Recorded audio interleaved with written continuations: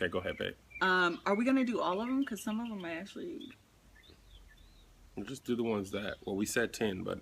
Oh, you said 10? Okay, Yeah. we'll just start from the top. So the first one is 10 barriers to communication in marriage. The first one is avoiding conflict. And basically, this is a barrier in communication because if you're avoiding conflict, you're not communicating. Or at least you're not communicating your true feelings. Yes. So there's definitely a way to disagree healthily. Healthy? Healthy. In a healthy way, I think. In a healthy way. We are here struggling. We told y'all yesterday we were smart, and then today we were like, is it healthily or healthy? Because I do not know. You got to disagree healthily, man, so your cholesterol be down. So avoiding conflict is Fresh off an definitely healthily is a word. Thank you very much. Oh, is it? Avoiding conflict. So you don't want to just agree for the sake of agreeing. To avoid conflict when you don't really agree, you do have, you do disagree, and you're going to have disagreements. You're two different people, come from two different backgrounds with two different views of the world, so you're going to have disagreements. And as long as you disagree in a healthy manner, then it's absolutely okay to disagree.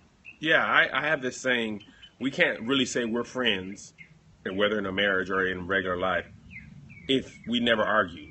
Because if you never argue, that means one of y'all or both ain't saying how they truly feel. Y'all ain't being honest. Yeah, so if you ain't never argue, then that means somebody ain't keeping it real. You got to keep it real. I agree. Next one. Mind reading. This is dangerous when you believe you know what your partner is thinking or feeling and you base your reaction off your belief. It's dangerous because you're assuming that you're right and may respond or react based on your belief. Read. I wanted to read that. Oh, okay. I thought they had something good to say. Oh, okay. I hate when people read. It's like being in a presentation and they have a PowerPoint and then you're just reading. But this is different because in that situation you can see the PowerPoint and they can also read this. Okay. They don't know what this says. Okay. Oh, thank you. I bought this last spring and have been waiting for it to be cold enough in this state to wear it. So the first day it was like a little bit cloudy. I was like, I'm gonna wear this sweater. You could have avoided that conflict. Why don't you read my mind and let me know? I was being honest. The website is marriageadvice.com. But don't go there because then if you read, then I can't read. Right. I don't mind reading. Is that a healthy disagreement? Absolutely. I don't mind reading when you can't read when I'm reading. That's how I feel. I totally agree on the PowerPoint because you can read it. But anyway, this often happens, especially with men. Men have a tendency to shut down when we argue. Yes. Women want to talk it out. Obviously, there's exceptions to the rule. But women tend to want to talk about it and hear your feelings. And men are just like, look, I don't feel like dealing with this. Like, we'll just go into our man cave, turn on the game, turn on the video game, just shut you out. And then the wife's got to try and read our mind or, figure out how we're feeling. And that's, and the other opposite is just like, that's kind of how people often get into text arguments when somebody texts something and there's no tone. Yeah, and you have to read into... And you're trying to read their mind. Yeah, so you're insinuating something, and maybe they're just rushing and texting and they don't mean anything. So it's healthy to say, well, maybe I'll ask you, do you feel like it's healthy to say, I feel like you're feeling that? Is that true? Is that untrue? I don't think you should argue via text.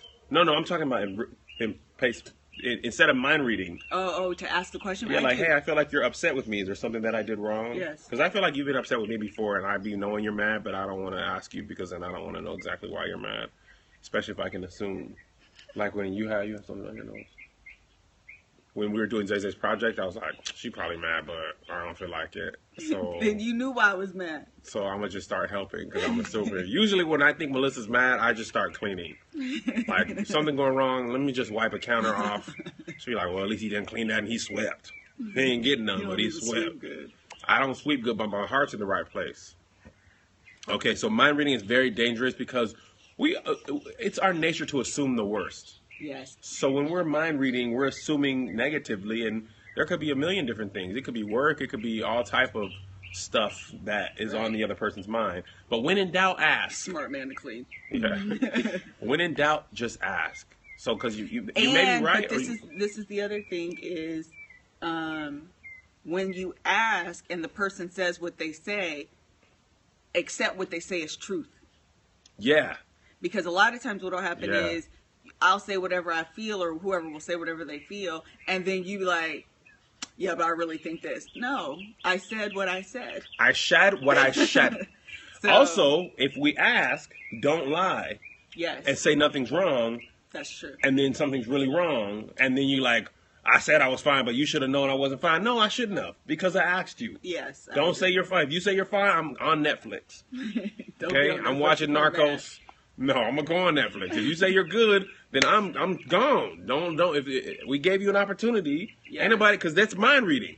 Yes. Just say what you feel. If you upset, say you upset. We can move on. I agree. Don't lie. Here. Don't lie. Don't lie. I said what I said. I said what I said. Yeah, then come back 2 days later. Well, I really was mad. Well, look, ain't nobody got time for that. I'm not going to read no minds. We are adults. We are grown. If say you got a problem, fam, mean what you say. Say what you got to say. I agree. Okay, I'm going to go on. Next one, sandbagging. Women, we're good for this. So sandbagging is basically carrying on or adding on complaint after in the midst of an argument. You want to bring up, well, 3 weeks ago you didn't take out the trash, and a year ago you did this, and 5 years ago you did that, and and you farted back in '86, and I never forgave you for that fart. Yes. Your butt was stinking, and my mom didn't like you. Like, man. Yeah. Especially if you never even brought that up at the time. With, right. Women are the queens of bringing up old stuff. Because they don't want to lose arguments. So instead of losing, they're going to pull back from 2012. Yeah. You didn't sweep in 2012. You got to, where are you storing this information? They got a hard drive. We do have a hard drive. Of negativity. It ain't negative, it's truth. It's negativity. Men are too, of course. People just don't like to lose arguments. That's true. And that's when it comes out, when you feel like you're losing, or actually sometimes it'll come out, listen, if we arguing, I'm in a court of law and I'm trying to present my case. And I'm trying to prevent as much evidence as possible to prove why you're wrong and I am correct. Right. And if that involves pulling up, listen, let's go to the stock room and pull out Exhibit A. Let me from go 1997. to this file drawer. Let's go to Exhibit B from 2001. You see, this is called a pattern here, is what I'm trying to demonstrate. Oh. Yes, let the record reflect. How to Get Away with Murder. Did y'all see the episode this past week where the lawyers, all three lawyers was arguing? Yeah. You are presenting a weak case. You are not in my field. You are an amateur, and you don't deserve mine or anyone else in this courtroom's time. Right. That's how Melissa argues. That's true. Shall I present to the court the state versus Kevin Fredericks? That's real. The state presents back in 2011. Oh, she said don't talk about it in case people haven't talked about it. No, that's not a spoiler. Oh, okay. In 2011, you got mad and you got in the truck and left. That was one time. Did you leave me or did you not? Are you finished with that? Yes. I think I'm done there. So far we've had avoiding conflict, mind reading, sandbagging. We ain't talking about spades. Okay? She said I'm not guilty. That's hilarious. For real, Claire Huxtable was a lawyer and She was. Yeah, she was. She could prosecute Bill Cosby in real life for rape. But Keith Keep going. Headings told me that joke. Next one, black and white thinking. Black and white is only good in the House of Black and White store that Michelle Obama goes to and the Michael Jackson And video. clearly the store that I go to. The rest of the world is in gray. 50 Shades of Gray and the like. Black and white is dangerous. Sharice always gets that. She always does. Keith Headings told me that joke. Black and white is very dangerous in a relationship because it assumes that there's no complex feelings in our behavior. Yes. And we're just 100% mad or 100% this or 100% that. I'll use sex for example, right? Say the husband wants to have sex and the wife ain't really into it that night, or vice versa. And she says, okay, look, we don't have time. I'm not fully into a full escapade of like everything under the sun, an hour-long session, blah, blah, blah. But we can go ahead and pop a little quickie off. And then the man or whatever person wasn't into it being like, well, fine, you don't love me because you don't want to have sex the way I want to have sex. That doesn't mean that. Maybe I'm tired. Maybe I don't feel good, and I'm trying to meet your need. I'm giving you something, and I'm gonna give you all of that little bit. But I don't have the energy to go for a full hour. But a black and white thinker would be like, nope, you didn't do that, then you don't love me. Or like they'll take any slight and make it like the end of the world. Like you didn't pick me up on time at the airport. Well, there was traffic. I left an hour early, and there was an accident. So usually I'm 20 minutes early. No. You should have known. I don't like being, like just going all the way over. Like, dude, like she said that can be manipulating the situation. Absolutely. That apps 100% can be manipulating a situation because it makes a person afraid to do anything that can be basic or like a little bit wrong. Right. Is all the way extreme. Right. You know what I mean? Well, you liked a celebrity's picture who had abs, so you want to cheat on me. Right. What? Right. How you get all that from that little bit? Right. Huh? You have anything to add? No, that was good.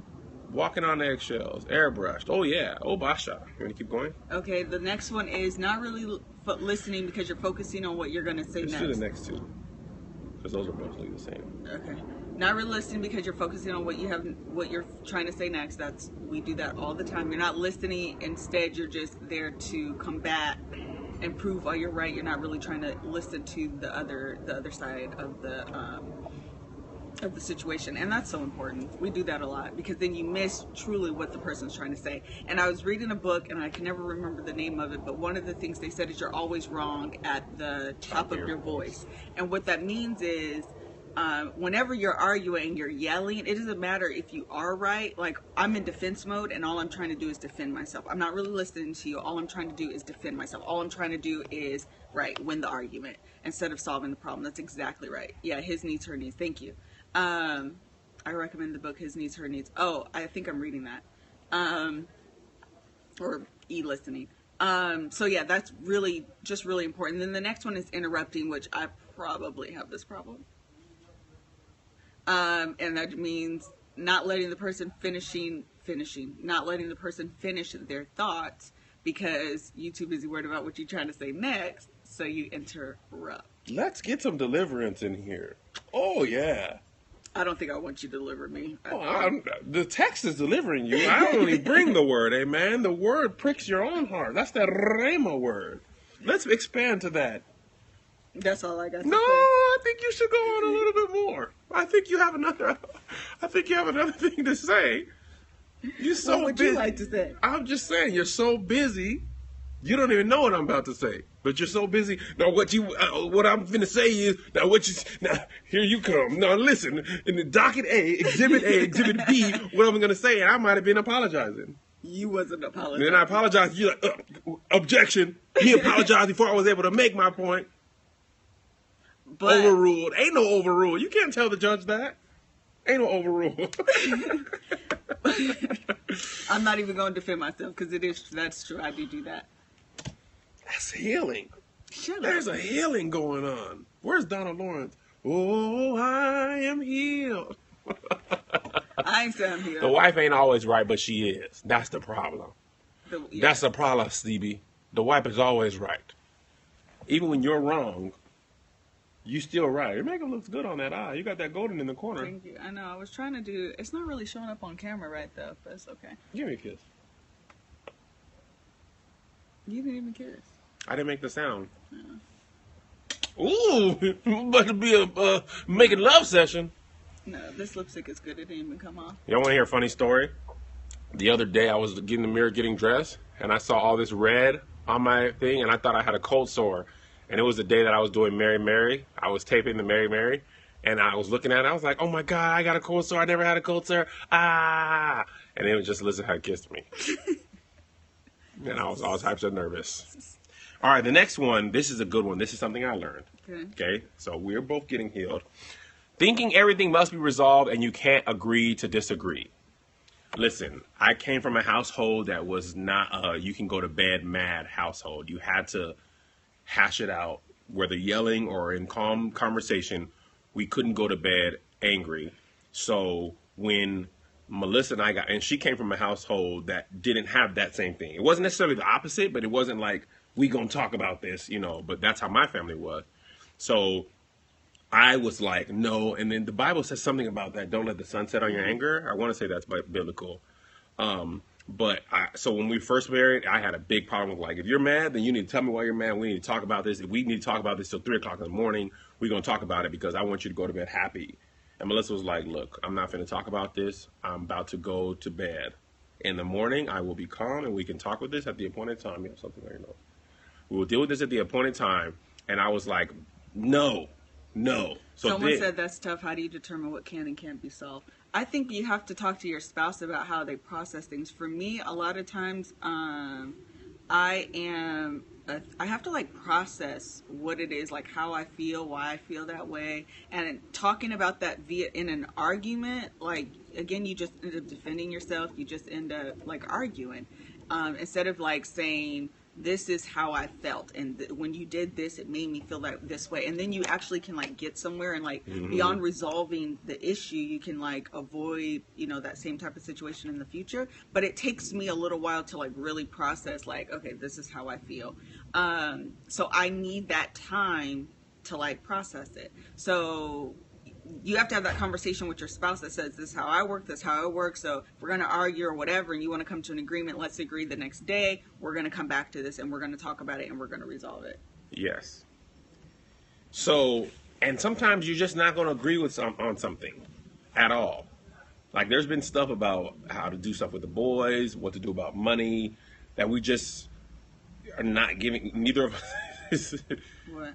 Giving in. Yeah. We just like, look, and we just have to say, look, for the sake of the marriage, we're going to let this go. Right. Either we're going to do it your way or my way, we're going to let it go. And that's agreeing to disagree.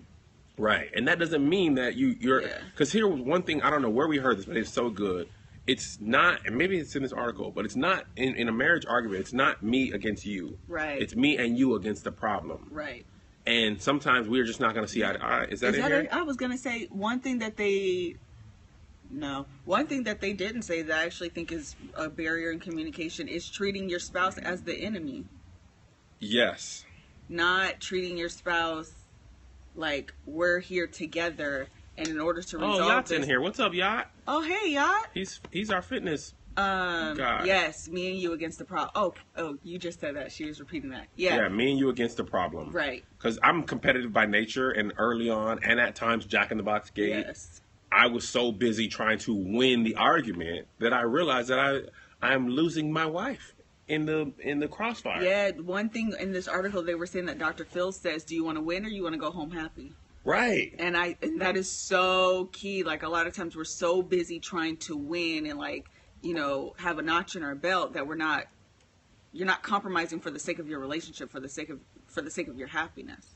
Yeah, I just want to be right. And then I have this funny example about Liz, and this is not to prove this point, but Lisa said she handles the money in our family. She's just better at it than I am. I bring home it, and she brings it home too, but she handles it. But there was a speeding ticket that I got, and I had forgot to pay it. And she was like, look, I'm not even going to pay this speeding ticket. As I always do. I was so mad. She's like, I'm not going to pay this speeding ticket, and guess what? It's going to go up. And I was like, okay, and if it goes up and it's double the price of the speeding ticket, it's still coming out of our joint account. So you proved your point, but you cost us another $150. Shut my mouth. She was like, you right. Shut my mouth. You right. Like, so we be so busy trying to get our right in that we don't care if it ends up hurting us. Right. Backfiring. We just so busy throwing rocks, and that rock done went over there and hit a rubber wall and smacked you right in the noggin. Yeah. Jack in the Box, we talk about it on it's on YouTube. It's called Kev is a Jerk. Yeah. The title of the thing. And Shari and Sharice, y'all should talk about it one time. But that's a perfect example about, yes, you would have been right. Yeah. And it would have eventually hurt us. What is the good book somebody was recommending? The Bible. I hope it was the Bible. She said we might. You guys should. You should, because I want to know what y'all was thinking about. Yeah, I do too. Okay, next one. Feeling you always have to be right and prove your point. We already talked about that basically. We just said that. Being right is not important. She said fine, okay. You know what? A preacher told me this. Jesus came to do what was good, not what was right. when the woman was the adulterous woman, and they had brought her out and said she was I get it. I she already was know the caught difference. she was caught in there with the man, and it's to stone her. So to stone her would have been the right thing to do. But Jesus came to do what was good. The good thing was to say that he who has not sinned cast the first stone. Because the right thing was to stone her. But the good thing was to give her grace and mercy. Oh, yeah. So with your spouse, you shouldn't always seek to be right. You should seek to do good. My goal is to go home to a warm bed. That means we're both in the bed, we're happy, and she's not being cold to me. Mm-hmm. We can be in the bed together, but she be cold, and I need the warm body. That was good. I need the warm body. You kind of don't get it? I don't know how to make it more clear than that. Mm-hmm. Just don't try to be right all the time. Good versus right. You can be right. You can be completely justified Right. in doing something that is right, and it still might not be the good thing. Right. If my kid, Like the best thing to do, like Yeah. for the overall benefit of the situation, Right. the right thing, like within your justifiable, legal, so to speak, right, may not always be the good thing to do for the sake of Yes. the relationship. yes, ego, edging God out. Yes, and someone said, yeah, You it's should grace, and that's what that is. When you have a right to do something and it's not good, so you do the good thing instead, it's grace. And so, again, coming back to us, when we were born into sin, we should die. Like, that is what is the right thing to do, right? Yep. So we should die in sin. We should die in our sin state. But because God sent Jesus here and he took our place instead, now we have this good thing, and now we have the grace where the wages of sin is death, but we don't have to suffer those consequences. Yes. This person in the chat gave a great example. She said, you could be in the right of way, but if a car is going 90 miles per hour, it is not good to walk. That was good. That was good. And that is such a good example. I can't even add nothing to it. Yeah. That's just a great example. It is not good, even being right, because it's like car accidents. Somebody cuts you off, and if you get in an accident, Right. yeah, you were in the right of way, but you still got to pay your deductible. Yeah. We will have a love language code. We talked don't like to talk about love language because we talk about it so much. But I don't think we've actually done a podcast on it. We haven't. But we've talked about it so much. It's such a good thing. Okay, so the next one is leaving abruptly, physically or emotionally. I don't know whose turn it is. Okay, yes, I'm gonna tell on myself here. I did this once within the first 5 years of our marriage, and I can't even remember what the argument was anymore. But I got so frustrated with Melissa that I got in my truck, and I missed that truck. I've been driving little cars ever since. You have. I missed my truck. When I ball out, I'm getting a range. I'm getting me a big truck when I don't have to worry about gas prices. So anyway, we got into an argument, and I got in my truck, and I just drove around the block and came back mad. I was abrupt, and I was like, I don't know what I'm about to say, so I'm going to just leave. I just need to clear my head. Give me a second to cool off. What time do we need to stop? We need to start at 10:45. And I came back, and Alyssa never actually said this to me, but I found it in her diary because I read it. And yes, you didn't know? No, you've said it a few times. You should hide it better if you don't want me to read it. I feel like you leave it out. I feel like you leave it out because you kind of want me to find it. But anyway, she was like, when you left, I felt like you left our relationship, and it was very damaging for you to leave like that under those circumstances. It is an invasion of privacy. And I ain't right about it, but I did it. Amen. I'm always reading the diary. Some of the best stuff I've learned is from reading your diary, because she didn't tell me. No, that's not true. She didn't tell me. When I would write it out, I was processing. But you never processed your mouth to open and talk to me. Boy, hush. I don't think you're telling the truth. No, because the Boeing thing, when you read the comedy stuff, it really became clear when I read your diary. You had never said it to me. I think I articulated to you, but you don't hear. Nah, you ain't articulate nothing, cuz. You ain't put no art, no tick, you no late. Shut up. Anyway, oh yeah, so she read that, in her diary, she was like, I felt like you damaged our relationship when you left like that, because although we were mad, we were upset, like I never left and physically left. And I was only gone for like 20 minutes, but I didn't know what else to do. So from that time, I've learned to not cop out like that. You know what I mean? So there's times to be upset, and this says physically or emotionally. You can emotionally cut off That's somebody true, too. and still be in the same room. You could just shut down and be like, I ain't even talk to That's you. true. A couple of people we've talked to about marriage, they be walking on eggshells, walking past each other in their house and That's not almost speaking. worse. Yeah. To be like in a how house we and walking then past be each other. emotionally void of. Yeah, like I just don't see you. Like we gotta wake up and just. Yeah. Excuse Yeah, me. that is Me awkward. and Melissa have done that. I mean, when you're mad at each other, you're just like. I don't Excuse me. remember that. Excuse me. I'm just trying to get in the bathroom. Well, go. You're silly. There's 3 bathrooms in here. Passive aggressive. It is passive aggressive. Yeah, so sometimes it's okay to have your second to cool off, because I am a believer that if you are so upset that you're going to say something that's even more hurtful, then you can take a second to like pause and cool down. But you shouldn't be like, I don't know, you shouldn't leave physically or emotionally, because that could be having some longer lasting I used to do that toward the end of my go weeks without talking. Yeah, that's crazy. Weeks? How is that And- even possible? Well, she said it was at the end of her relationship, but also Okay to leave the room, but not the house. I will give you that. I was gonna say something about that. Weeks. I used to go weeks without talking. Yeah, I was gonna say something about it. I can't remember what it was. Somebody said it's easier to write. Yes, I've often told people if you can't express it in your words, like you can't say it agree or you that. start crying. It really helps you process like what you're. I don't know. For me, it helps me process what I'm feeling, because sometimes even reading a lot of books, sometimes it helps you just identify what you're feeling. Sometimes when you write it out, it helps you to really like identify, because sometimes when you're talking and you're just in the heat of the moment, you're like going through it as you're going through it. It's just difficult. I don't know. And sometimes you can give, when you hand that person that long letter, they have no other choice but to read it. Right. So, you know. So that where there's no interrupting, there's no defend. Yeah. Right. Okay, we got a couple more. Okay. Oh yeah, we got to be finished. This is the last one, actually. Okay. Bringing up old issues as weapons. We talked about that. Mm-hmm. So yeah. Well, this one, this says, if you allow me reading it, if something has been worked through in the past, it is hurtful to keep throwing it up in your partner's face. So, if you say, this was in the Entourage movie last night. That wasn't a good movie. At all. It was terrible, and we were real big fans of the show.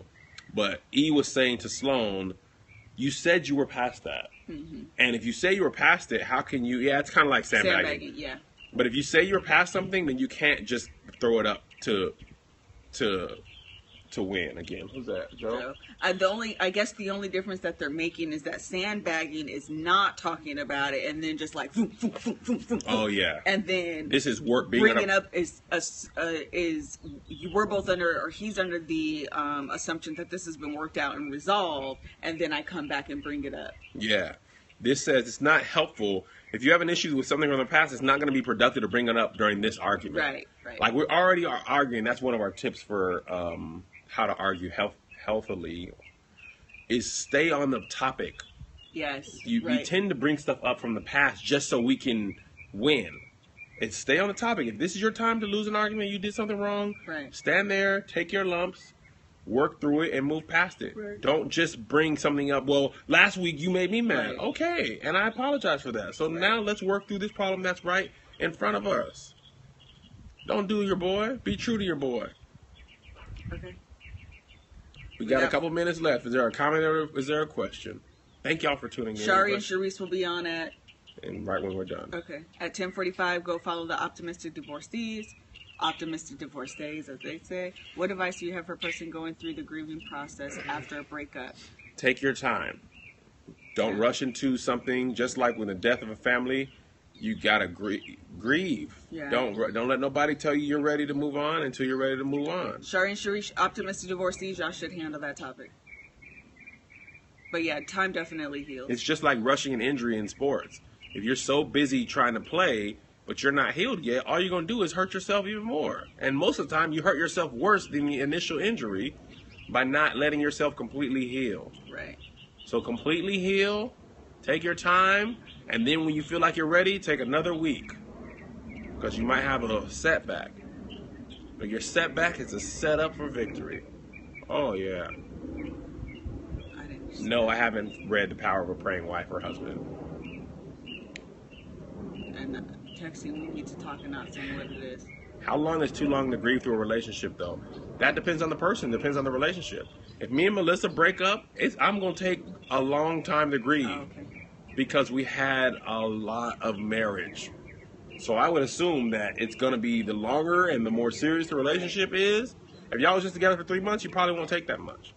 But if you've been together for a long time and you are fully and emotionally invested and then y'all break up, it should take you a minute. Yeah, I agree. We've been together 16 years. If we broke up, it would take me 8, 9, 10 years. Yeah, definitely no set timeline. I No. agree. Have you read Losing to Win in Marriage? I haven't. Let me read Y'all these trying to make books. us read every second of every day. Losing to Win. It's cold in It LA. did get cold. Oh, I got 80 text messages. You got more? No, that's all. That's all I got. Is it wrong to be mad if he forgot an anniversary? I don't know. It's a case-by-case basis, I would say. Why did he forget? What do you call it? It's just windy. It's really not cold. It's windy, though. Well, we've been in LA for almost 3 years, so anything under 70 degrees is cold. That is true. Under 70 is legit kind of cold. Yeah, you do got to be able to forget. It's like chilly. It's a slight bit chilly. Oh yeah, our book. I don't have it. Yes, it's 25 tips for a healthy marriage. It's available at KevOnStage.com/store. Yeah, you can gift it to others. Of course you can. Yes. KevOnStage.com/store. It's available for only $5. It's a good book. Good, clean book. Good little reader. That book is for single people. Some of the best marriage advice I ever got, I got before I was married. And Thank you. It was able to teach me prior to being married. Yeah, it's good for singles. It's good. No, we couldn't live in Detroit. It's far too cold. Yeah, it's too cold. All right. Well, thank y'all. It's our time is up. We got to get ready to go to church, and we'll see you at the appointed time. Go to Optimistic Divorcees. They'll be on shortly. All right. God bless you. God keep you. We'll see you at the conference. We'll see you at the conference.